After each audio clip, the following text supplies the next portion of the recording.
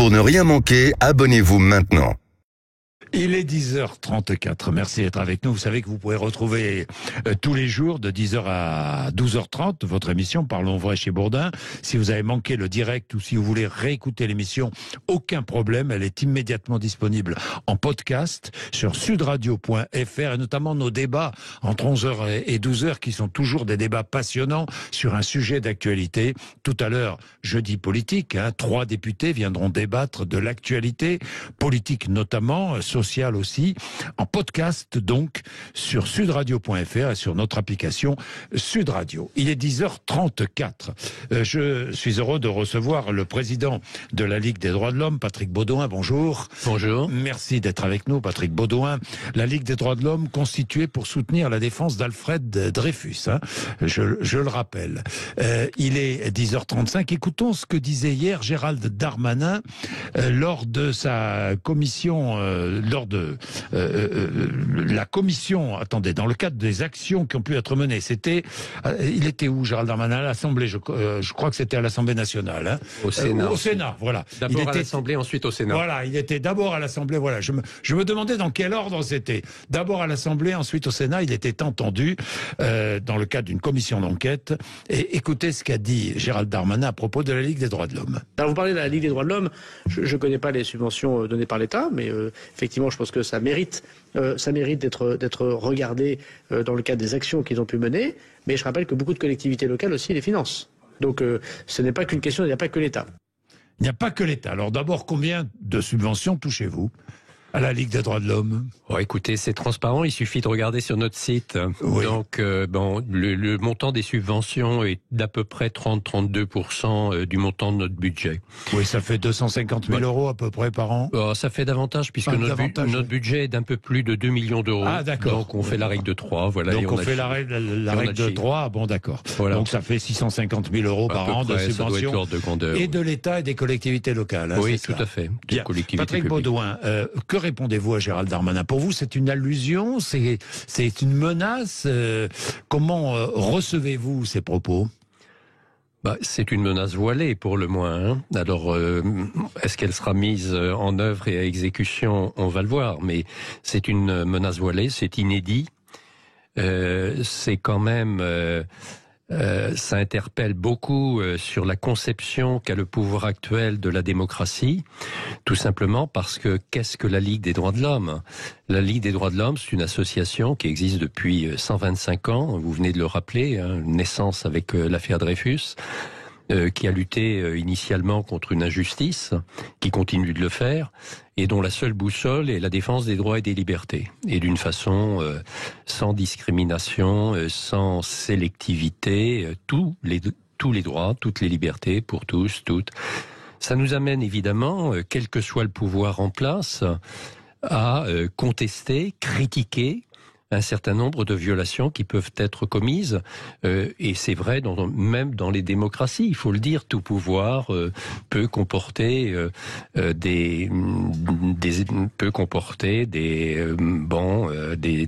avoir des agissements qui ne respectent pas tout à fait les droits et libertés. C'est ce que nous dénonçons en toute liberté. Alors, quand M. Darmanin vient nous dire qu'il va, je reprends son terme, regarder les finances de la Ligue en considération de nos actions, je dois dire quand même que c'est scandaleux.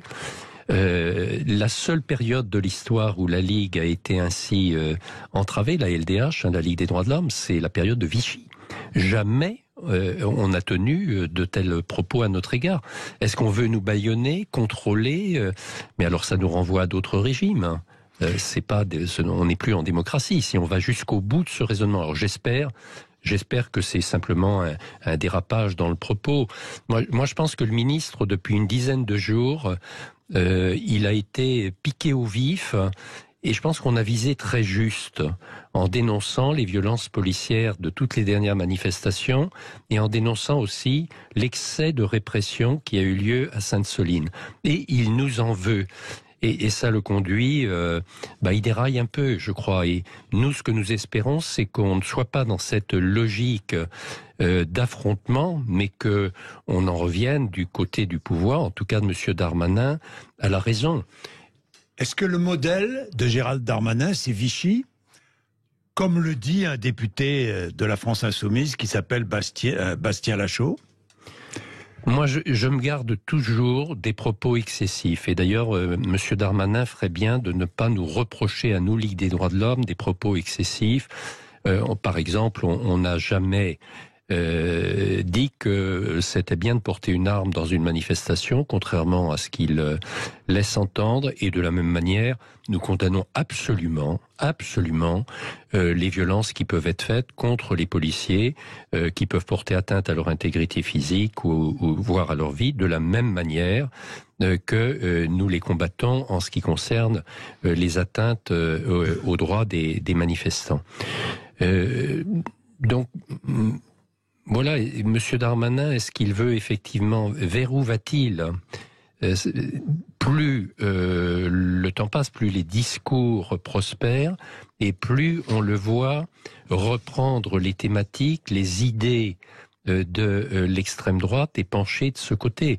On a dit suffisamment dans les jours écoulés qu'il s'attaque beaucoup plus à l'extrême gauche, au risque de violence du côté de l'extrême gauche que pour ce qui est des risques des groupuscules d'extrême droite. Est-ce que pour vous le risque extrême gauche, extrême droite est le même ?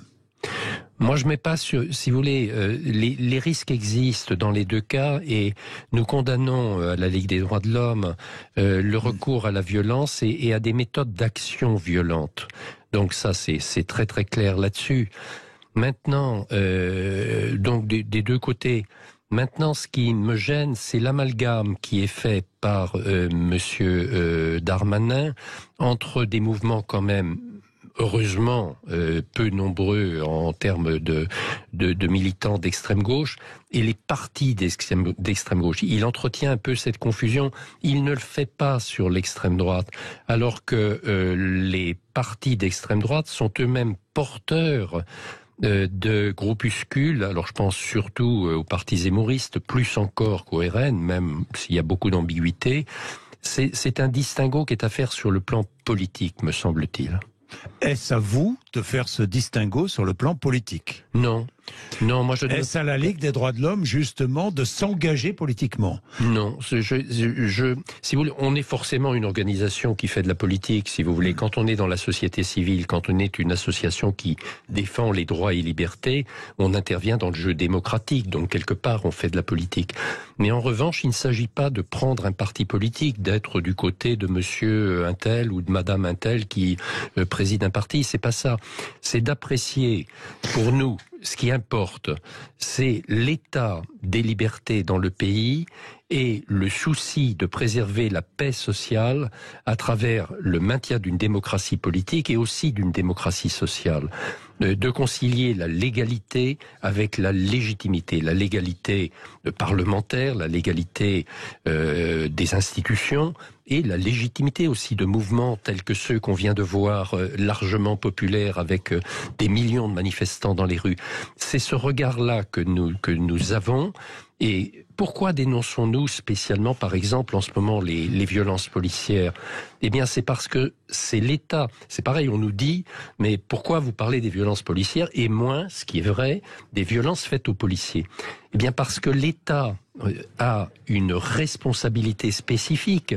C'est la responsabilité d'assurer le respect des libertés et de permettre l'exercice des libertés. En l'espèce, la liberté de manifester. Ce qui signifie que on ne peut pas, dans l'exercice de cette liberté, admettre que l'État recourt de façon disproportionnée à la force avec les violences qu'on a pu constater. Et nous ne sommes pas les seuls à le dire. C'est ça, j'insiste beaucoup là-dessus, parce que qu'on ne pointe pas du doigt, plus spécialement la Ligue. C'est la défenseur des droits qui le dit, Claire Hédon. Et la défenseur des droits s'est intégrée dans les institutions de quelque manière. Et puis, c'est un regard extérieur. C'est la haut-commissaire aux droits de l'homme du Conseil de l'Europe. Ce sont des rapporteurs spéciaux des Nations Unies. C'est la presse étrangère française qui relate tout cela et nous ne faisons que l'appuyer. Et qu'est-ce que nous demandons ? Nous demandons qu'on revoie ces techniques du maintien de l'ordre, qu'on cesse cet usage disproportionné, qu'on abandonne l'utilisation de ce qu'on appelle les armes de guerre qui peuvent blesser et qui l'ont fait gravement des manifestants. Je crois que ce sont des demandes raisonnables, des demandes partagées. Alors pourquoi ces procès d'intention et cette escalade dans les propos du ministre de l'Intérieur, alors qu'au contraire, on voit bien qu'aujourd'hui, il faut une désescalade et cesser cet engrenage. Est-ce que vous estimez qu'aujourd'hui, nous vivons une crise démocratique et que la démocratie française est en danger ? Oui, je pense qu'il y a un danger démocratique parce qu'il y a un danger pour les libertés. Et les deux sont liés. Il y a un danger pour les libertés aujourd'hui. Il y a un danger pour les libertés. Pourquoi ? Je vais vous citer parce qu'on pourrait abonder. Oui. Par exemple, la liberté d'association qui est directement concernée là, par les propos du ministre de l'Intérieur vis-à-vis de la Ligue des droits de l'homme. Elle est en danger depuis la loi séparatisme et le contrat d'engagement républicain. C'est un contrat qui fait... Les associations qui veulent bénéficier de subventions, et c'est le cas de la plupart d'entre elles, car sinon elles n'arrivent pas à vivre, sont tenues de souscrire un contrat d'engagement républicain qui comporte des obligations telles que ne pas avoir d'action de nature politique, religieuse, syndicale susceptible de porter atteinte à l'ordre public. Et on sait à quel point c'est une notion lâche et large. Résultat, depuis qu'est entrée en vigueur cette loi et ce décret que nous contestons, c'est pendant devant le Conseil d'État, beaucoup de subventions sont supprimées à des associations. Donc on remet en jeu. Autrement dit, ça veut dire, pour être plus clair, que le pouvoir sélectionne ces associations. Celles qui lui plaisent, celles qui ne lui plaisent pas. Mais alors, il y a peut-être des associations non démocratiques qui ne servent pas la démocratie aussi. Mais ça peut arriver, mais dans ce cas-là, si vous voulez, il y a des décrets de dissolution qui sont pris. Oui. Parfois nous les contestons, parfois nous admettons qu'ils ont lieu d'être et d'exister. Nous, ce que nous souhaitons, c'est que ça soit contrôlé par le pouvoir judiciaire et que ça ne soit pas purement administratif. Mais bien sûr qu'on on admet qu'il puisse y avoir des dissolutions d'associations qui prôneraient la violence, etc. C'est pas, mais toujours dans le respect du droit. Alors un mot pour terminer sur Sainte-Soline, cet enregistrement rendu public par la Ligue des droits de l'homme, qui affirme qu'il aurait été interdit au SAMU d'intervenir auprès du manifestant aujourd'hui dans le coma, très contesté. Une enquête est ouverte. Attendons les résultats de l'enquête, peut-être, Patrick Baudouin. Tout à fait. Je vous dis ça parce qu'il y a eu une exploitation aussi politique de votre enregistrement. Bien sûr. Alors, exploitation... de tous les côtés, pardon, mais... De tous les côtés, mais avec une réaction particulière quand même de la part, là aussi, de Monsieur Darmanin, qui est, il faut le dire, assez orfèvre en contre-vérité, quand même. Il y a eu des enquêtes qui ont été conduites aussi par des journalistes et qui montrent que c'est pas si simple que ça et que le SAMU ne pouvait pas intervenir à ce moment-là. On fait pas le procès du SAMU, que ça soit bien clair. Bah oui, parce que la seule chose que nous disons et qui résulte d'un enregistrement de 7 minutes, c'est que le SAMU précisément n'a pas pu intervenir du fait que le commandement des forces de l'ordre qui étaient en place à Sainte-Soline ne lui a pas donné l'autorisation de le faire. Et c'est là où nous avons une interrogation que nous soulevons, puisque les observateurs des libertés publiques et des pratiques policières qui étaient sur place ont constaté que l'accès était facile depuis une demi-heure. Alors ça interpelle quand même. Après, vous avez raison, il y a une enquête qui est déjà en cours à Rennes, il y aura une instruction, il y aura peut-être une commission d'enquête parlementaire.